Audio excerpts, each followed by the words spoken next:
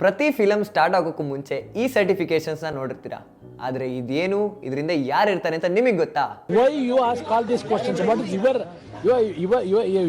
Welcome to cinema Paradiso. Today, let's talk about Central Board of Film Certification. CBFC is actually run by the Government of India. ಇವಾಗ ನೋಡಿ, ಯಾವುದೇ ಸಿನಿಮಾನ publicly telecast ಮಾಡಬೇಕು ಅಂತ ಅಂದರೆ ministry of information and broadcasting under ಬರುವ CBFC ಇಂದ ಒಂದು ಸರ್ಟಿಫಿಕೇಶನ್ ಮಾಡಿಸಲೇಬೇಕು. Cinema is a powerful visual medium. ಇದರಿಂದ ಪಬ್ಲಿಕ್ ಯಾವುದೇ ರೀತಿ ನೆಗೆಟಿವ್ ಆಗಿ ಇನ್ಫ್ಲೂಯೆನ್ಸ್ ಆಗಬಾರ್ದು ಅನ್ನೋದೇ CBFCಯ ಉದ್ದೇಶ. ಇಂಡಿಯನ್ ಸಿನಿಮಾನಲ್ಲಿ ಯಾವ ಸರ್ಟಿಫಿಕೇಶನ್ಸ್ ಇದೆ ಅಂತ ನಿಮಗೆ ಗೊತ್ತಾ? Let's find out. You certificate ಎಲ್ಲ ಏಜ್ ಅವರು ನೋಡಬಹುದಾದಂತಹ ಕಂಟೆಂಟ್ಗೆ ಯು ಸರ್ಟಿಫಿಕೇಶನ್ ಕೊಡ್ತಾರೆ. UA certificate, this is for both teens and adults. But 14 ಇಯರ್ಸಿಂದ ಕೆಳಗಡೆ ಇರೋರು ಈ ಕಾಂಟೆಂಟ್ನ ಪೇರೆಂಟಲ್ ಗೈಡೆನ್ಸ್ ಜೊತೆ ನೋಡಬೇಕಾಗುತ್ತೆ. A certification, this is only for adults.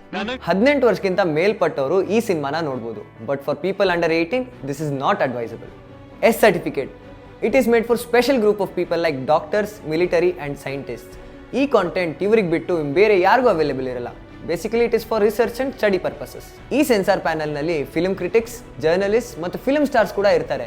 But ಇದಕ್ಕೆಲ್ಲ ಒಬ್ರು ಚೇರ್ಪರ್ಸನ್ IAS ಆಫೀಸರ್ ಆಗಿರ್ತಾರೆ. I will leave you with an interesting fact. ಇಂಡಿಯಾನಲ್ಲಿ CBFC ಅವರು 40ಕ್ಕೂ ಹೆಚ್ಚು ಸಿನಿಮಾನ ಬ್ಯಾನ್ ಮಾಡಿದ್ದಾರೆ.